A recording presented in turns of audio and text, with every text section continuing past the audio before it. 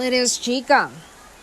Sa natapos na bali-balitang hiwalay na ang Don Bell, iba naman ang usap-usapan ngayon ng mga chismosa o ng mga netizen sa online world.